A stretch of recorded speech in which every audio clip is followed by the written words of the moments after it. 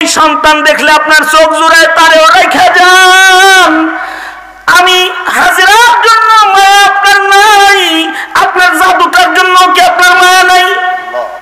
তাকান একটু, ইসমাইলের চেহারাটা দেখেন না। স্বামী পিছে পিছে দৌড়াইতেছে আর এই কথা বলতেছে। নবীর বিবি তো হাজেরা জান্নাতুল মুআল্লা পর্যন্ত চলে গেছে। সেখানে যায় আর হাঁটতে পারতেছে না, ক্লান্ত বদনে হাজেরা সন্তান কোলে করে দাঁড়ায়া পেছন থেকে ইব্রাহিমকে ডেকে বলে, রে আল্লাহর খলিল, আমার কোনো কথার উত্তরই তো আপনি দিচ্ছেন না। কম আজ কম রেখে যান, দুঃখ নাই, মরুভূমিতে রেখা যান, দুঃখ নাই। কারণ আমি জানি আমারও একজন আল্লাহ আছে, তিনি আমার জন্য যথেষ্ট। স্বামী একটা কথা শুধু বলে দিয়ে যান, আপনি কি আপনার ইচ্ছায় আমাকে, আমার সন্তানকে এখানে রাইখা যান, নাকি যার সাথে আপনি খলিলের সম্পর্ক জুড়েছেন তার নির্দেশে রেখে যান? দুইটা কথা, শুধু একটা কথা বইলা দিয়ে যান, নিজের ইচ্ছায় রাইখা যান নাকি আল্লাহর হুকুমে রাইখা যান? মুআররিখিনরা বলে ইব্রাহিম তখনও পিছনের দিকে তাকায় না, উনি সামনের দিকেই যাইতেছে, কারণ জিবরাইল সামনে আছে। আর ইব্রাহিম শাহাদাত আঙ্গুলিটা আকাশের দিকে উঠায়া, আসমানের দিকে উঠে একটা ইশারা দিছে। এই ইশারাটা দেওয়ার সাথে সাথে হাজেরা পেছন থেকে বলে, স্বামী সাবধান, পিছনে তাকায়েন না, আপনি যান, আপনি যার প্রেমে আমাদের রাইখা যান, আমরাও তার প্রেমে থাকতে তৈরি আছি, কারণ আপনারও তারে দরকার। আমি হাজেরার, আমি আমার ইসমাইলেরও ওই আল্লাহকেই দরকার।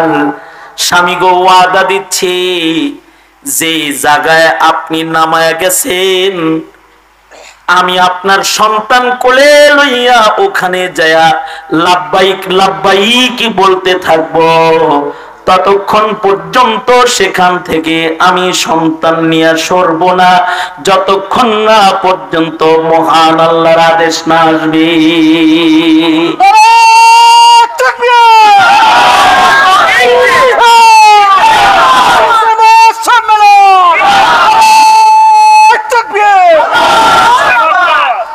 এই হযরত হাজেরা ইসমাইলকে নিয়ে ওখানে গেলেন। পানি শেষ হয়ে গেল, মুরার নিচ দিয়ে জমজম চালু হইল, মানুষ বসতি শুরু হয়ে গেল, কুদরতি পানি আইছে, আবে জমজম, বসতি শুরু হয়ে গেল। কিছুদিন পরে আবার জব করতে কয়, ইব্রাহিম আয়া পড়ল, জবের পরীক্ষায় পাশ করলো। এবার বলে, খলিল তোমারও পরীক্ষা করা হয়েছে, তোমার ছেলেরও পরীক্ষা করা হয়েছে, বাপ বেটা মিলা এই জায়গায় মাটি খনন করো, এখানে পিতৃপুরুষদের নির্মিত ইটের নকশা পাইবা, সে নকশায় নকশা। রাহমাতুল্লাহি ওয়া বারাকাতুহু। আলহামদুলিল্লাহ, আলহামদুলিল্লাহি ওয়া কাফা ওয়া সালামুন আলা ইবাদিহিল্লাযীনা ইসতাফা। أما بعد فأعوذ بالله من الشيطان الرجيم. بسم الله الرحمن الرحيم.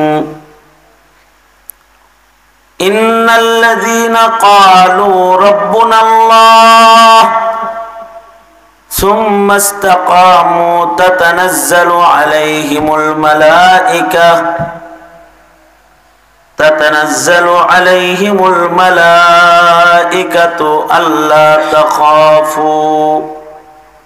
ألا تخافوا ولا تحزنوا وأبشروا بالجنة التي كنتم توعدون نحن أولياؤكم في الحياة الدنيا وفي الآخرة ولكم فيها ما تشتهي أنفسكم ولكم فيها ما تدعون نزلا من غفور رحيم. وقال النبي صلى الله عليه وسلم من مات وهو يعلم لا إله إلا الله دخل الجنة أو كما قال عليه الصلاة والسلام. اللهم صل على محمد وعلى آل محمد كما صليت على إبراهيم وعلى آل إبراهيم إنك حميد مجيد. اللهم بارك على محمد وعلى آل محمد كما باركت على إبراهيم وعلى آل إبراهيم إنك حميد مجيد. উজিরপুর বসন্তপুর আল ফালাহ ইসলামী যুব সংঘের উদ্যোগে আয়োজিত 10ম বার্ষিক তাফসিরুল কোরআন ইসলামী মহাসম্মেলনের মোহতারাম সাদার, মোহতারাম সভাপতি, উপস্থিত হযরত, বুজুর্গ উলামায়ে কেরাম, সম্মুখপানে সমবেত দিন প্রিয়, ইসলাম প্রিয়, দিনদার ইমানদার মুমিন মুসলমান ভাইরা, পর্দার আড়াল থেকে আলোচনায় শামিল মা বোনেরা, বিশ্বজগতের মালিক, বিশ্ব প্রতিপালকের বিশ্ব দরবারে কালিমাতুশ শুকর যে মহান রব্বুল আলামিন অত্যন্ত দয়া করে, মায়া করে, ভালোবেসে উলামাদের সোহবতে জান্নাতের বাগানে আমাদের আল্লাহ তাআলা আসার বসার তৌফিক দান করেছেন। কালিমাতুশ শুকর পড়ি, শুকরিয়া আদায় করি, মুহাব্বতে, ভক্তি ভরে, সমস্বরে আওয়াজ করে, জবান খুলে বলুন আলহামদুলিল্লাহ। বিকাল থেকে শুরু করে এ পর্যন্ত হযরত উলামায়ে কেরাম গুরুত্বপূর্ণ নসিহত আপনাদেরকে করেছেন। আজকের মাহফিলের প্রধান অতিথি আমার একজন মুহাব্বতের মানুষ এবং আগের থেকেই পুরানা, যখন দেশের পরিবেশ ভালো ছিল তখন থেকেই একটা মুহাব্বত, বিভিন্ন মাহফিলে মুলাকাত, দীর্ঘদিন সাক্ষাৎ নাই, অনেক দিন পরে আজকে একসাথে স্টেজে দেখা হইল, আপনাদের সাথেও মুলাকাত হইল। বাহানা হলো আপনাদের এলাকার সন্তান উজিরপুরি হুজুর, আমার মোহাব্বতের বন্ধুদের একজন, ওনার আবেদন থাকে প্রতি বছরই গ্রামে একবার আসা, কিন্তু ব্যস্ততার কারণে আসার সুযোগ হয় না। আল্লাহ তাআলা কবুল করছেন যে আজকে আপনাদের সাথে মুলাকাত হয়ে গেল। আমার তো আজকে এখানে ওয়াজের দাওয়াত না, আমারে বলছে আমার বাড়ি চা খাওয়ার দাওয়াত। আল্লাহ জানে চা খাওয়াইবো কিনা। যাই হোক, আপনাদের সাথে তো মুলাকাত হইল, এই মুলাকাতের মূল্য চায়ের চাইতে 1000 কোটি গুণ বেশি দামি। অল্প কিছু বলার ইরাদায় বসেছি। কিছু কথা, এই পৃথিবীতে কিছু মানুষ আছে যারা আল্লাহর গোলাম, আর কিছু মানুষ আছে যারা মাখলুকের গোলাম, মূর্তির গোলামি করে, মাখলুকের গোলামি করে, পাথরের গোলামি করে, পাথর পূজা করে। আর এই পৃথিবীতে কিছু মানুষ আছে যারা আল্লাহর গোলাম, আল্লাহর উপরে ঈমান রাখে, আল্লাহর গোলামির পরেই তাদের মৃত্যু হয়। জন্মের পরে তারা এক আল্লাহর ওয়াহদানিয়তের এলান পায়, তাদের মুখে উচ্চারিত হয় লা ইলাহা ইল্লাল্লাহ, লা ইলাহা ইল্লাল্লাহ, এবং তাদের মরণও হয় লা ইলাহা ইল্লাল্লাহ। জন্মের পরে যারা ইমানের দস্তরখান পায় এরা সৌভাগ্যবান।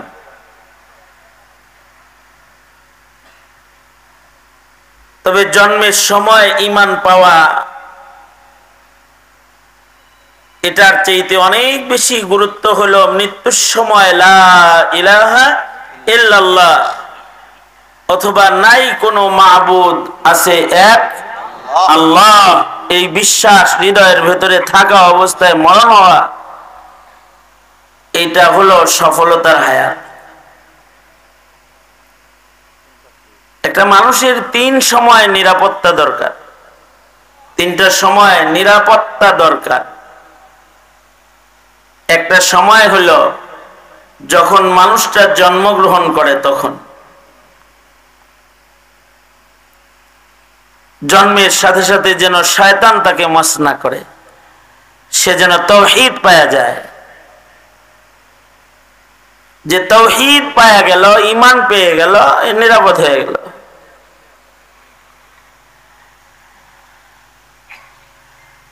এ কারণে নবীরাও 3 সময়ের নিরাপত্তা আল্লাহর কাছে চাইছেন। ঈসা আলাইহিস সালাতু ওয়াস সালাম মায়ের কোলে যখন ওনার জবান খুলে গেছে তখন উনি দোয়া করছেন, আসসালামু আলাইয়া ইয়াউমা উলিদতু ওয়া ইয়াউমা আমুতু ওয়া ইয়াউমা উবআসু হাইয়া। সালামতি হয় জন্মের সময়, সালামতি হয় মৃত্যুর সময়, নিরাপদ যেন আমি হই হাসরের মাঠে বিচারের দিবসে আল্লাহর আদালতে যখন দাঁড়াবো সেই সময়। জন্ম যাদের নিরাপদ হইল, মুসলিম ঘরে জন্ম হইল যার, সে নিরাপত্তা পেয়ে গেল। মুসলিম ঘরে যার জন্ম হইল, সে জন্মের সাথে সাথে কানে আওয়াজ পাওয়া গেল লা ইলাহা ইল্লাল্লাহ, আল্লাহু আকবার, আল্লাহু আকবার, আশহাদু আল্লা ইলাহা ইল্লাল্লাহ।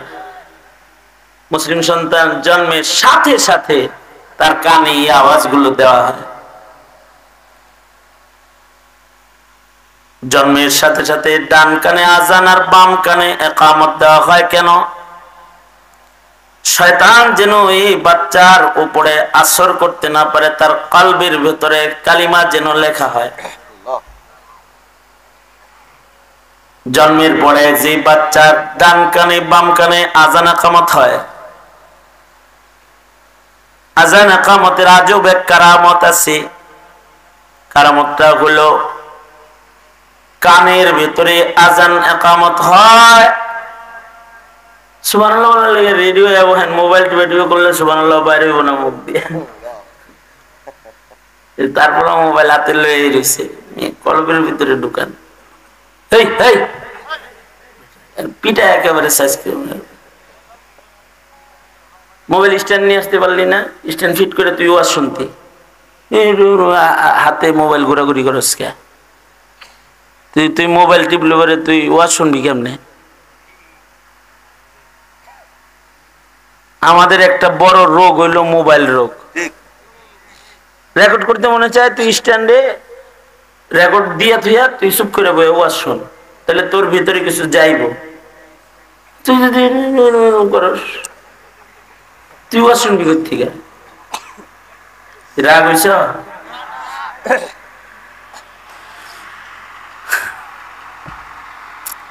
মোবাইল সমস্যা যাদের থাইকে যায়, এদের আল্লাহর সাথেও খাতির নষ্ট হয়ে যায়, নবীর সাথে খাতির নষ্ট হয়ে যায়, মানুষের সাথে খাতির নষ্ট হয়ে যায়, বউয়ের সাথেও খাতির নষ্ট হয়ে যায়, ছেলে সন্তানের সাথেও খাতির নষ্ট হয়ে যায়। এত মারাত্মক সমস্যা এটা। ঠিক মতো নামাজও পড়তে পারবো না, ঠিক মতো ওয়াজও শুনতে পারবো না, আমি চেষ্টা করি মোবাইল যেন পকেটেই না থাকে, ওয়াজের সময়গুলো গাড়িতে রেখে এসে বসার চেষ্টা করি, মানে পকেটে কিছু নাই, মোবাইল টোবাইল নাই। এটা থাকলেও রিং এর আওয়াজ হইব, আমি যে একটা কথা আপনাদেরকে বলবো পারবো না, এইটা বাঁচতে থাকবো, গোতাইতে থাকবো। মহিলারা আমাদের কাছে চিঠি লেখে, হুজুর আপনার মুসল্লির একটু কয়েন তো, এই জন্য একটু মোবাইল প্রেম বাদ দিয়ে আমার সাথে প্রেম করে। একটা অভিযোগ, এটা একটা এত ফেসবুক দেখে, আমারও অত দেখে না, এটা একটা অভিযোগ নারীদের।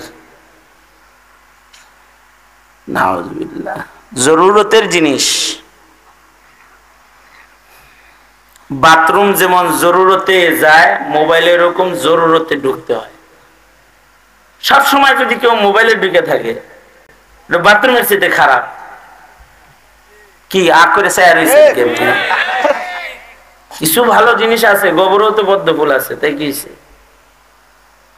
উপকার তো আছে। আল্লাহর যত সৃষ্টি আছে সবকিছুরই উপকার আছে, মোবাইলের কিছু উপকার তো থাকাটাই স্বাভাবিক। পায়খানার কিরের যদি উপকার থাকে, মোবাইলের কিছু উপকার থাকবো না? সাপের বিষের যদি উপকার থাকে, সাপের বিষ দিয়া ক্যান্সারের ঔষধ বানায়, মোবাইলের কিছু উপকার আছে। তার মানে দেখি খুব খারাপ, রাগ হইছে, মনে মনে রাগ হইতেছে, ওয়াজ করবো, এইগুলো কি করে? এইটাই ওয়াজ বেটা, এই যেটা করতেছি এখন এটা ওয়াজ।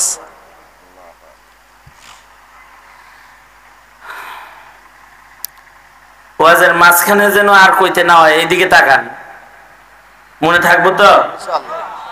মনে মনে ভাবতেছেন যে হুজুর যদি ফজর পর্যন্ত ওয়াজ করব, ভয়ের কোনো কারণ নাই, খুব সংক্ষেপ, লম্বা পারি না আমি, ইলম কালাম কম,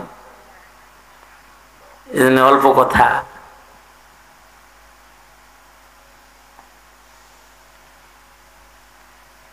আশ্চর্য কথা, সুবহানাল্লাহ বলার লাগে রেডিও বহেন, কথাটা কম, আর ভালো করে আল্লাহর নামের তসবিহটা পড়েন। মুসলিম সন্তানের কানে একদিক দিয়ে আজান হয়, আর আল্লাহ তাআলা নিজের কুদরতি কলমে তার কলবের ভেতরে কালিমায়ে শাহাদাত লিখে দেয়।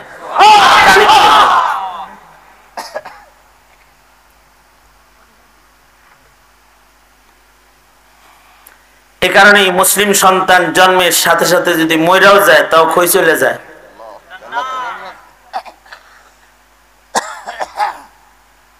ও জান্নাতের বাজারের সদস্য, আল্লাহর বন্ধু হিসেবে আল্লাহর জান্নাতে থাকার উপযুক্ত। কত বড় সালামতি!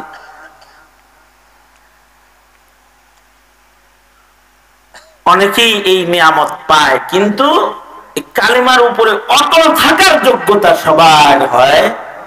বলেন হয়? কালিমা তো অনেকেই পাইতেছে, জন্মের সাথে সাথে তাওহীদ ঈমান পাওয়া কামিয়াবি না, ঈমানের উপরে মৃত্যু হওয়া হলো কামিয়াবি। যাদের মুখে উচ্চারিত হলো লা ইলাহা ইল্লাল্লাহ, আর এই আদর্শের উপরে সে অটল রইল, ইব্রাহিম আলাইহিস সালামের মতো, ফিলিস্তিনিদের মতন। ফিলিস্তিনিদের মুখে আছে লা ইলাহা ইল্লাল্লাহ, মরতেছে বাচ্চারা, তাও কালেমা পড়তে পড়তে মরতেছে, শাহাদাত আঙ্গুলি উঠায় উঠায় মরতেছে।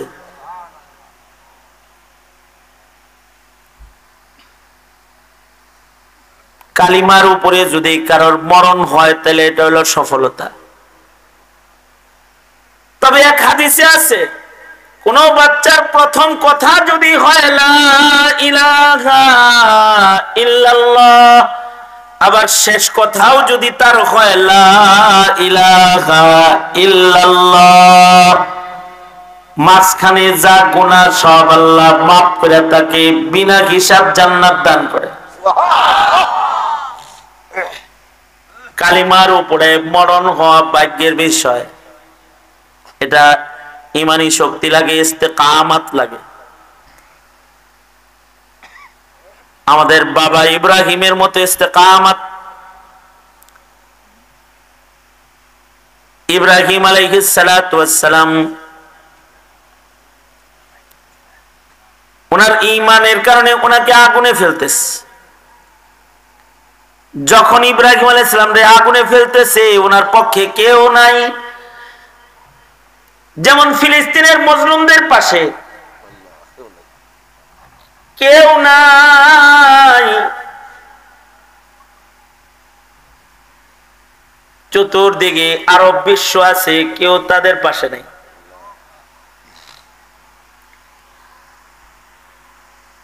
জালেমের জুলুম চলতেছে তাদের উপরে, ইব্রাহিম আলাইহিস সালামের উপরে নমরুদের জুলুম চলতেছিল, ইব্রাহিমের পাশে কেউ নাই। ইব্রাহিম আলাইহিস সালাতু ওয়াস সালামকে আগুনে ফেলার জন্য অগ্নিকুণ্ডলী বানাইছে। আগুনে দূর থেকে ইব্রাহিম নবীকে নিক্ষেপ করার জন্য চরক গাছ বানাইছে। ইব্রাহিম আলাইহিস সালাতু ওয়াস সালাম এক আল্লাহমুখী। ফিলিস্তিনি পেটে পাথর বেঁধে বেঁধে বলতেছে এখন যে, বিশ্ববাসী তোমাদের কাছে কিছু চাই না, আমাদের জন্য আল্লাহ যথেষ্ট। ওরা বলতেছে হাসবুনাল্লাহ, বলেন, আওয়াজ করে বলেন, আরো জোরে করে বলেন, আরো জোরে করে বলেন, আমাদের জন্য যথেষ্ট কে? আরো জোরে বলেন, আমরা কার বান্দা? আমাদেরকে বানাইছেন কে? আমাদের জন্য যথেষ্ট কে? আমেরিকার দরকার আছে আমাদের? চায়নার দরকার আছে? মোদির দরকার আছে? হ্যাঁ, আমাদের জন্য দরকার একজন, তিনি কে? আর তিনি আমাদের জন্য যথেষ্ট। হাসবুনাল্লাহ, কারণ সকল ক্ষমতা কার? আরো জোরে বলেন, সকল ক্ষমতা কার? আল্লাহর। বান্দা যদি আল্লাহর হয় তো আল্লাহ বান্দার হয়, কেউ না থাকলেও আল্লাহ বান্দার রয়, আল্লাহ বান্দার থেকে যায়। চরক গাছের ভিতরে পেঁচায়া ইব্রাহিম আলাইহিস সালামকে আগুনে ফেলতেছে। ঠিক ওই সময় হযরত জিবরাইল এসে আল্লাহর খলিলকে বলতেছে, ইব্রাহিম, আমি কি আপনাকে কোনো উপকার করতে পারি? ইব্রাহিম আলাইহিস সালাতু ওয়াস সালাম বলেন, না, আমার জন্য আমার আল্লাহই যথেষ্ট। তোমার সাহায্য আমি চাই না, আমি সরাসরি কাটটা চাই। ঠিক ইব্রাহিমের মাটির সন্তান ফিলিস্তিনের শিশুরা পর্যন্ত সারা দুনিয়াকে বৃদ্ধাঙ্গুলি দেখায় বলতেছে, তোমাদের কাউকে আমরা চাই না, আমরা চাই আমাদের মাওলা। তিনি কে? ইব্রাহিম আলাইহিস সালাতু ওয়াস সালামের এই ঈমানের উপরে আল্লাহ তাআলা নমরুদের আগুনকে ফুল বাগান বানায়া দিলেন।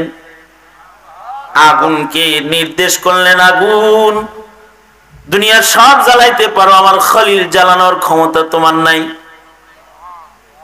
ইয়া নারু কুনি বারদাও ওয়া সালামান আলা ইব্রাহিম।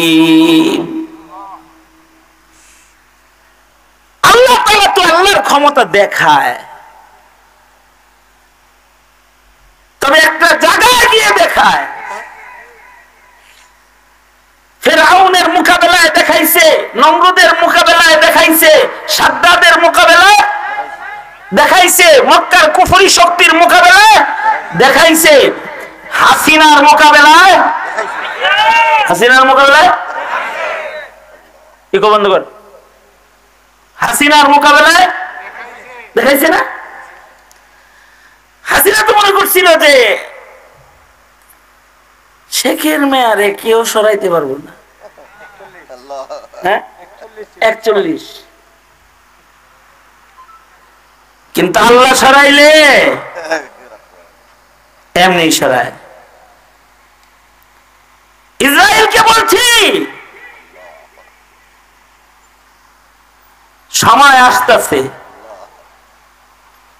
আল্লাহ তাআলা জুলমের প্রতিশোধ নেন, আল্লাহ ছাড় দেন, ছেড়ে দেন না, কাউকে ছাড়ে নাই এ পর্যন্ত, তোমাদেরকেও ছাড়বেন আল্লাহ তাআলা।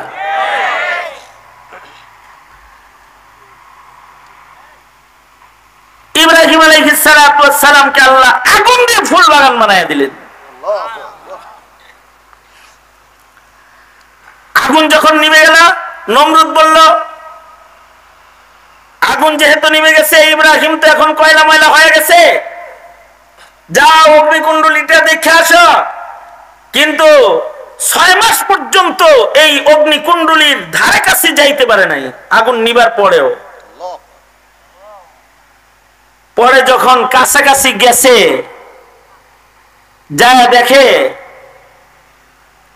ইব্রাহিম আলাইহিস সালাম আগুন নিবার পরপরই এই যেই আগুনের কাছে 6 মাসে কেউ যাইতে পারে নাই, কেবল আগুন নিভছে, ইব্রাহিম জান্নাতি পোশাক পরে জিকির করতে করতে আইতেছে, আগুন তাকে কিছু বলে টলে না, আগুন তার গায়ে লাগেও না। এই যে অগ্নিকুণ্ডলীর থেকে ইব্রাহিম আলাইহিস সালাম জান্নাতি লিবাস পরে বেরিয়ে আসলেন, এইটা নমরুদ দেখছে, নমরুদের বউ দেখছে, নমরুদের মেয়ে দেখছে। ঐতিহাসিকদের বক্তব্য হলো ইব্রাহিম আলাইহিস সালামের প্রথম বিবি সারা নমরুদের মেয়ে, ঐতিহাসিকদের বক্তব্য। এটা একটা বর্ণনা। আর একটা বর্ণনা যে আরেক রাজার মেয়ে না, মুআররিখিনদের বক্তব্য হলো নমরুদেরই মেয়ে। এই কারণে নমরুদ বলতো, হায় রে কপাল, আগুন লাগাইতে গেছিলাম ইব্রাহিমের গায়ে, কিন্তু আগুন লেগে গেছে আমার টোটাল ঘরের ভেতরে, রাষ্ট্রের ভেতরে আগুন লেগে গেছে। নমরুদ কানছে আর বলছে এই কথা মরার আগ দিয়া।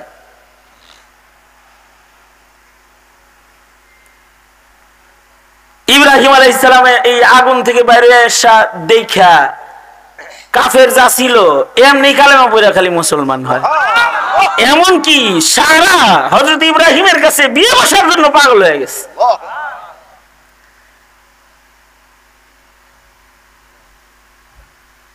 শেষ বেলায় আমাদের শাইখুল ইসলাম আহমদ শফি রহমাতুল্লাহের অবস্থা আমরা চোখে দেখছি। জালেমরা